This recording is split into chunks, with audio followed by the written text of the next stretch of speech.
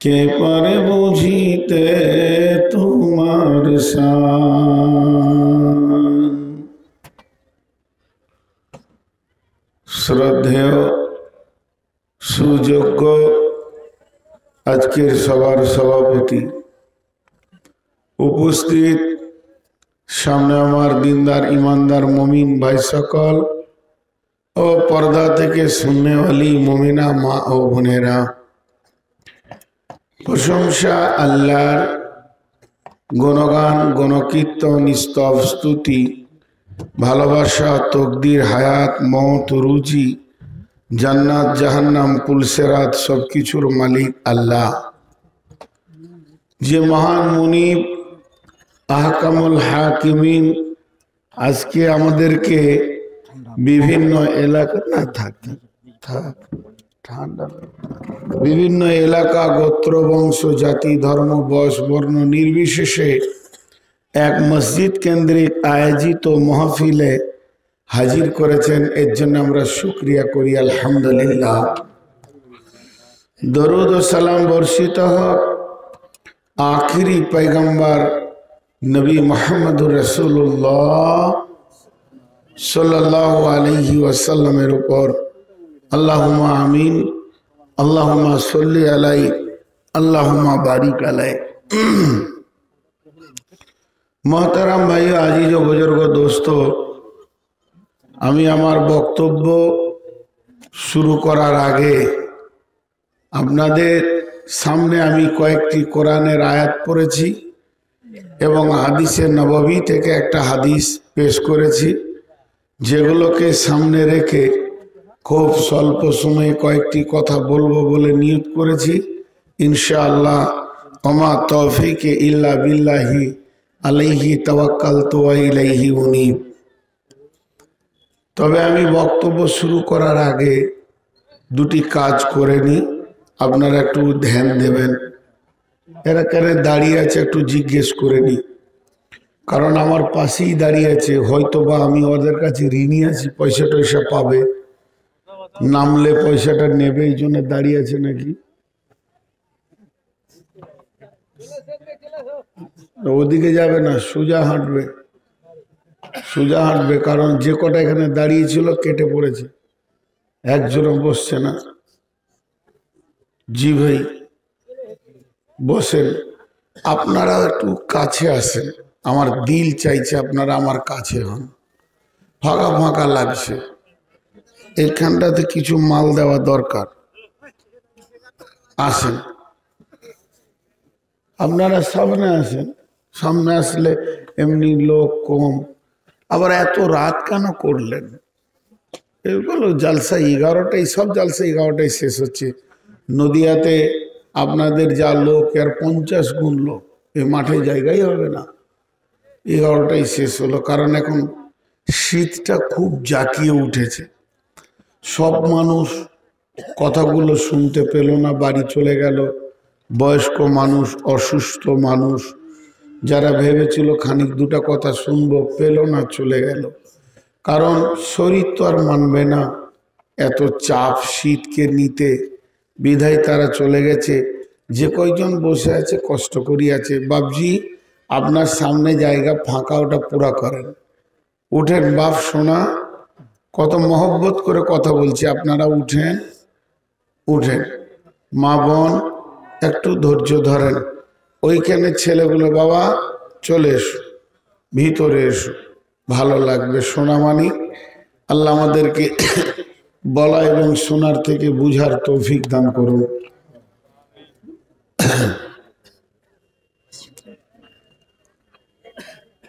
জি, দান দেওয়া আর দান নেওয়া। আমি বললাম আমার হাতওয়ালা চেয়ার দরকার না, আমি স্পন্ডালাইসিসের রুগী, আমার ঘাড়ে ব্যথা। তো আপনারা ভিতরে ঢুকে যান, ওইখানে ছেলেগুলো বাবু চলে এসো, ভিতরে এসো। হ্যাঁ চলে এসো। মাশাআল্লাহ, কত ভালো ছেলে, এখানকার মানুষ কত ভালো। ও একা থাকলো কেন?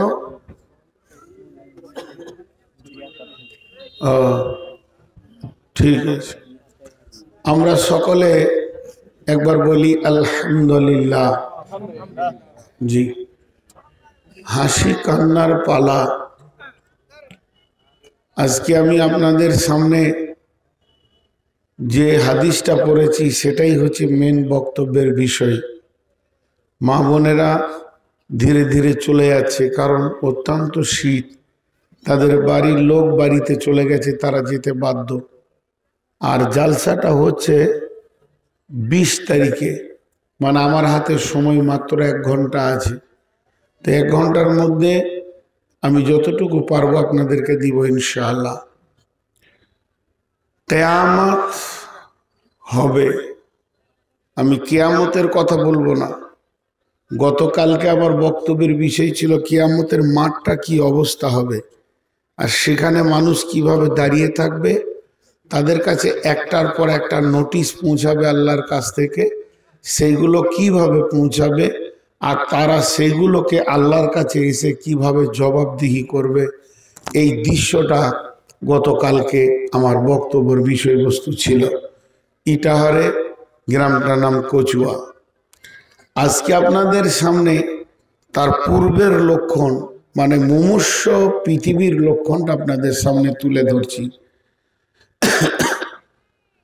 এই যে আজকে এটা জালসা হচ্ছে, গতকালকে যখন বাঁশগুলো প্যান্ডেলগুলো টাঙা হচ্ছিল তখন ভাষাটা হচ্ছিল জালসা হবে, আর আজকে জালসা হচ্ছে। আগামীকাল কেউ যদি আপনাকে জিজ্ঞেস করেন গ্রামে জালসাটা খবর কি, বলে হয়ে গেল। 3টে আলাদা হলো, হবে, হচ্ছে, হয়ে গেল।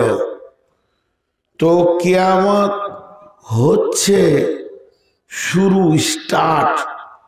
এখন 50,000 বছরে একটা দিন হবে।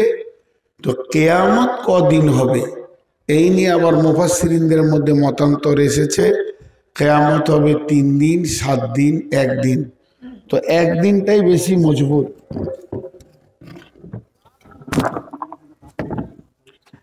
এই দিক থেকে এই তারটা কি শর্ট আছে, সবুজ তারটা না এখানে কোথাও আটকে আছে? সবুজ তারটা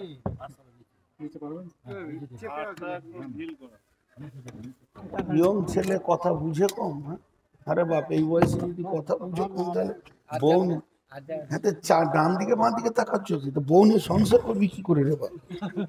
বউ হাট আনতে বললে কয়লা নিয়ে আসবি? তখন তো ছেলে মানুষ ডান দিকে বাঁ দিকে তাকাচ্ছে। মাশাআল্লাহ, আপনাদের উপরে শুকরিয়া। মুরব্বী মানুষ হলো খেয়াল রেখেছে যে মৌলানার পায়ে হয়তো ঠান্ডা লাগছে, তো ক্যাথাটা দিই। মোজা আমিও পরতে পারি, কিন্তু ভাই সুগার 400-র উপরে, পায়ের তলাগুলো আগুনের মতো জ্বলছে, আমি ঠান্ডা কিছু বুঝতে পারছি না। এই জন্য আমি মোজাও পরছি না। মোজা পরলে তো মনে হবে যেন মরে যাব। দোয়া করবেন আল্লাহ যেন সুস্থ করেন। তো একটা হচ্ছে কিয়ামত রানিং হচ্ছে, আর একটা হবে। এই দুটোর মধ্যে আসমান জমিন পার্থক্য আছে। কিন্তু কিয়ামত তো চলবে লম্বা, চলবে তো চলবে।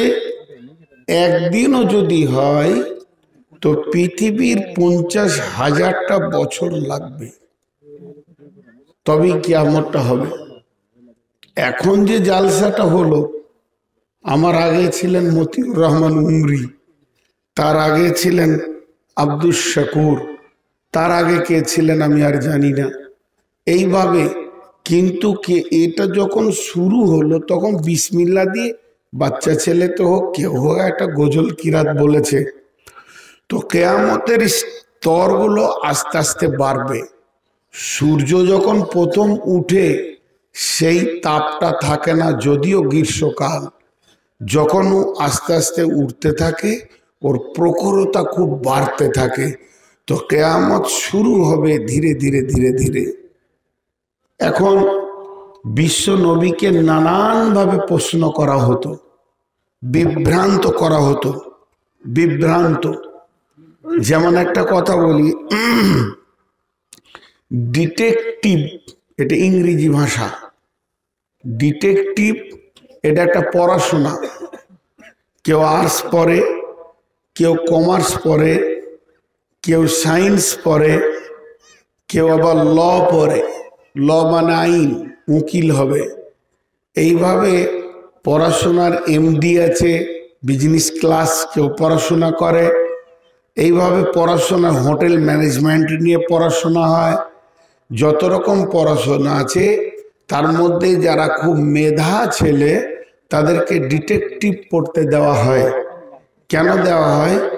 ডিটেকটিভে যারা পড়াশোনা করে পাশ করে তারা গোয়েন্দা বিভাগে কাজ করে। গোয়েন্দা তদন্ত, গোপন থেকে গোপন তদন্তকে বের করে। তো গোয়েন্দা বিভাগে যারা কাজ করে তাদের একটা শব্দ খুব বেশি তারা ব্যবহার করে, কেন।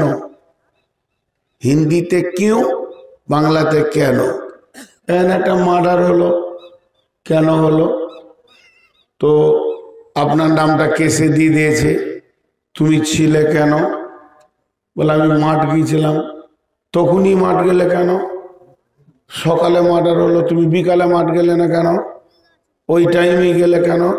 বলে তখনই তো আমার জরুরি দরকার ছিল। জরুরি দরকারটা হলো কেন তখন? এই যে কেন, কেন এমন একটা জিনিস, ওর গলাতে আঙুল ভরে ভিতরের মাল বের করার মতো কাজ হয়। তো যখন ও একটা কথাকে চারবার জিজ্ঞেস করবে, উল্টা পাল্টি করে ঘুরিয়ে ওই একটাই কথা, তখন ও একবার বেফায়েস হয়ে একটা কথা বলে দেবে, ওর উপরে কেসকে জমাবে। এটা হচ্ছে ডিটেকটিভের কাজ। আর এই কাজগুলো বেশিরভাগ বেঈমানরা করে, ইমানদাররা করে না। তো রাসূলুল্লাহ সাল্লাল্লাহু আলাইহি সাল্লামকে বড় বড় আলিমরা, আলিম সাধারণ পাবলিক লয় এত বেশি প্রশ্ন করতো, ডান দিকে বাঁ দিকে উত্তর দিকে দক্ষিণ দিকে উল্টা পাল্টি এটা সেটা ওইটা, যাতে করে ওর মুখ থেকে বেরিয়ে যায় আর ছাড়ো তো বকিও না, বলবে তাহলে নবী নয়, এ নবী নয়, ক্লান্ত হয়ে গেল, এ নবী নয়, প্রশ্নের উত্তর দিতে পারল না। এটা কোরআন বলেছে এইভাবে প্রশ্ন করত। এখন আপনার একটা প্রশ্ন থাকবে, তিনি এখন নতুন রসুল বা নতুন নবী, এখন তো কোরআনই নাজিল হলো না সম্পূর্ণ, হাদিসই হলো না, তা আলেম পাওয়া গেল কোথা? জি, আলেম পৃথিবীর শুরু থেকেই আছে। কেন? যে সেই জামানার যে কিতাবগুলো ছিল, তৌরাত ইনজিল জবুর, সেই আলেম ছিল। এটা বুখারীর হাদিস, যা আল হিবর ফাসালা রাসূলুল্লাহ সাল্লাল্লাহু আলাইহি ওয়াসাল্লাম, একজন হিব্র, হিব্র বলতে পাদরি, নাসারাদের আলিম, খ্রিস্টানদের আলিম, আল্লাহর নবীর কাছে এসে ফাসালা প্রশ্ন করলেন। প্রশ্নতে সে কি বলছেন? ইয়া মুহাম্মদ, হে নবী মুহাম্মদ, তুমি নিজেকে নবী বলে দাবি করছো, হাল তাদরি কাদরুল্লাহ, তুমি যে এত বড় নিজেকে পণ্ডিত বলছো, আখিরি পয়গম্বর বলছো, তো একটিবার বলো তুমি কি আল্লাহর ক্ষমতা সম্পর্কে কিছু জানো? জিজ্ঞেস করছে রসুলকে। উনি তখন তো জওয়ান।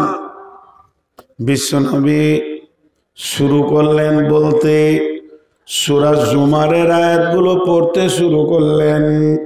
বিসমিল্লাহির রহমানির রহিম, ওয়া মা কাদারুল্লাহ حق قدره والأرض جميعا قبضته يوم القيامة والسماوات مطوية بيمينه سبحانه وتعالى عما يشركون ونفخ في الصور فصعق من في السماوات ومن في الأرض إلا من شاء الله ثم نفخ فيه أخرى فإذا هم قيام ينظرون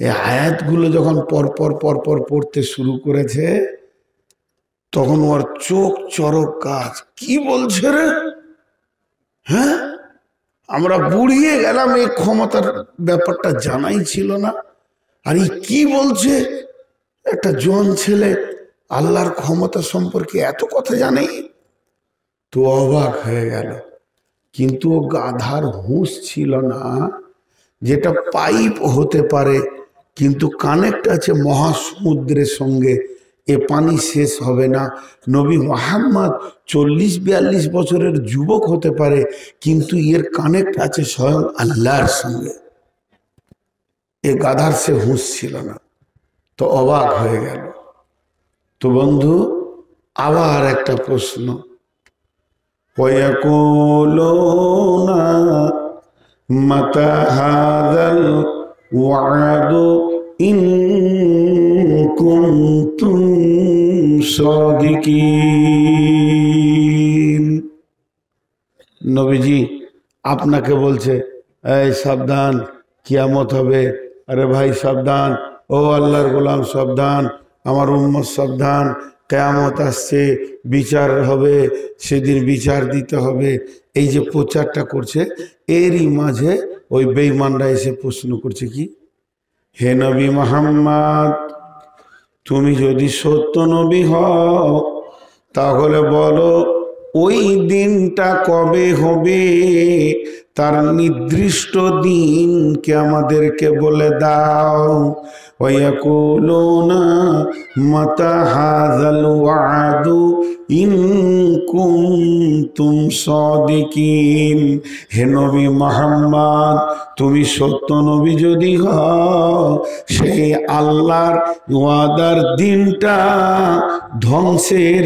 দিনটা তুমি বলে দাও হ্যাঁ আল্লাহ তাবারাক ওয়া তাআলা বললেন নবী হে আমি তোমাকে বলছি তুমি বলে দাও কুল ইন্নামাল ইলমু ইনদাল্লাহি ওয়া ইন্নামা আনা নাযীরুম মুবিন সেই কিয়ামত কখন হবে কটায় ঘটবে কটায় পৃথিবী ধ্বংস শুরু হবে এ ব্যাপারে সমস্ত জ্ঞান যিনি রাখেন তিনি আমার আল্লাহ আর আমি এসেছি শুধুমাত্র তোমাদেরকে ভয় দেখাতে আমার রব বলেছেন ভয় দেখিয়ে দাও তোমার ডিউটি শেষ হয়ে যাবে তবে ওই দিনটা কখন হবে আর কিভাবে হবে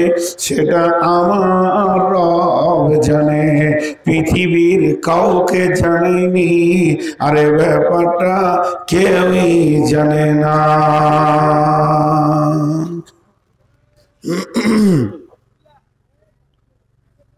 শ্রোতাদের ধৈর্য পর্যন্ত ধৈর্য হারিয়ে গিয়েছে এবার শেষ করে দিই ওই যে শ্রোতা ওটাও তো শ্রোতা না ওটা শ্রোতালয় ক্রেতা বিক্রেতা ছিল ক্ষমকার হাত বেশি করে মানুষ বোঝে না আমাদের বর্ধমানের সব থেকে যেটা বড় জালসা হয় দুটো বক্তা আর মোটামুটি জালসা বলে একটা বক্তা গ্রামের দেশালি ইমাম মজ্জেন এদেরকে নিয়ে 8টা পর্যন্ত 10টা পর্যন্ত চালাবে মেন বক্তাকে 9টায় দিবে 11টায় শেষ যা এগুলো হচ্ছে ভালো এর আবার দাঁড়ালো কেন পয়সা পাবে আমার কাছে শোনা বসো বসো বসলে ভালো হয় আপনারা যদি দুটো বসেন তা মনে হবে লোক দুটো বেশি আছে। জি ভাই, এবার দেখেন সূরা নাবাতে আবার কেমন ওদের কুবুদ্ধি, বেঈমানদের সারা জীবন খালি কুটবুদ্ধি করে করে করে করে চলেছে। আম্মা ইয়াতাসাআলুন,